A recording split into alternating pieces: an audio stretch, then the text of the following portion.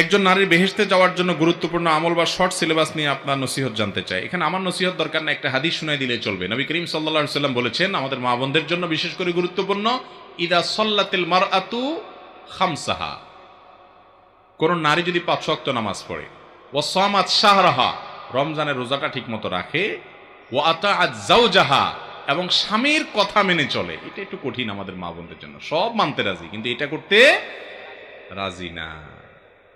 বেশিরভাগ মহিলারাই স্বামীটারে মনে করে বেকুব বেকুব, বোকা বোকা। বেশিরভাগ মহিলারা দেখবেন নিজের একটু পণ্ডিত পণ্ডিত মনে হয়। ঠিক আছে, অনেক সময় স্বামীর একটু বোকা থাকে, অনেক সময় বোকা সাজেও, সবই ঠিক আছে।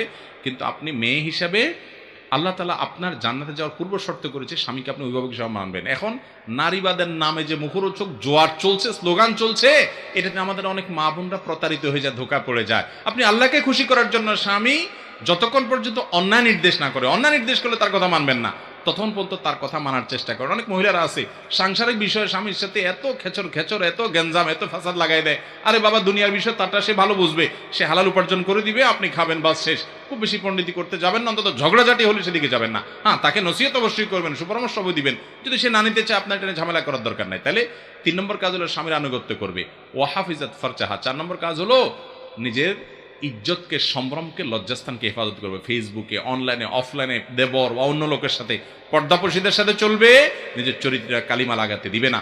এই 4টি কাজ যদি কোনো মেয়ে করতে চায়, তার নবী করিম সাল্লাল্লাহু আলাইহি সাল্লাম তার সম্পর্কে বলেছেন, সেই নারীর জন্য আল্লাহ তাআলা জান্নাতের পথ কি করে দেন? সহজ করে দেন। সে যেভাবে খুশি জান্নাতে যেতে পারে। ইজা সল্লাতিল মারআতু খামসাহা ওয়া সামাত শাহরাহা ওয়া আতাআত যাওজাহা ওয়া হাফিজাত ফারজাহা, এই 4টা কাজ যখন করবে, তখন জান্নাতের যে কোনো দরজায় যেতে পারে এই নারী।